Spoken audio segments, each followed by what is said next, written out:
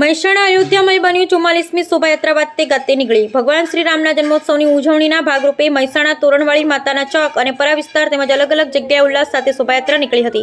ભક્તોની હારમાળાથી શહેર જાણે અયોધ્યામય બન્યું। રામ લક્ષ્મણ જાનકીની સવારી નીકળતા જય શ્રી રામના નાદ ગુંજ્યા હતા।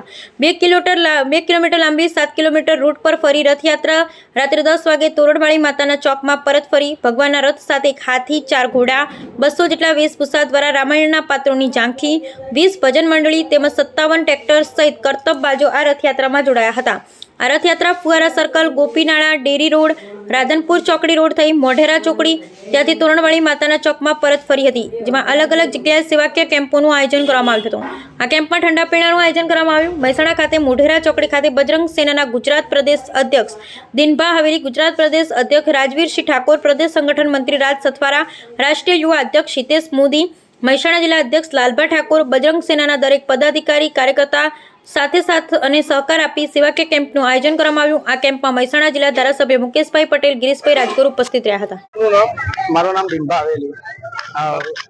તમે શું હોદ્દો ધરાવો છો બજરંગ સેના? હું બજરંગ સેનાની અંદર કોર કમિટી ગુજરાત પ્રદેશમાં કામ કરું છું। શ્રી રામનવમી જે યોજાય છે એના વિશે શું કહેશો? એના વિશે કે રામનવમીના વર્ષમાં અમે સારું ઠંડા પાણીનું કાર્ય કરીએ છીએ। છેલ્લા 3 વર્ષથી આ કાર્ય અમારું ચાલુ રહે છે અને જે રામનવમી નીકળે છે એના નિમિત્તે અમે આ સારું કાર્ય કરતા રહીશું હંમેશા માટે। આજે શ્રી રામનવમી, રામ ભગવાનનો જે જન્મ છે એના વિશે આજે શું કહેશો?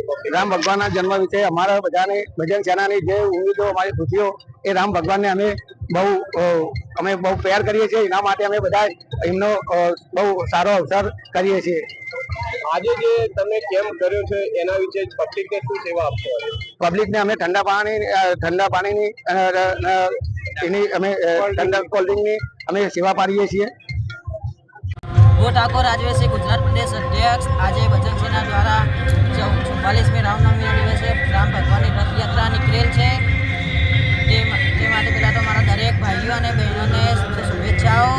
અને આગામી સમયમાં પણ ગુજરાતની અંદર બજરંગ સેના આવો કાર્યક્રિય કામ કરી રહી છે। તો અત્યારે જે પણ ઉપસ્થિત અહીંયા મારા ભાઈઓ અને બહેનો છે એમને હું ખૂબ શુભેચ્છાઓ આપવા માગું છું અને આગામી સમયમાં પણ આવો કાર્યક્રમ કરતી રહેશે બજરંગ સેના। તે માટે જય શ્રી રામ, જય ગૌ।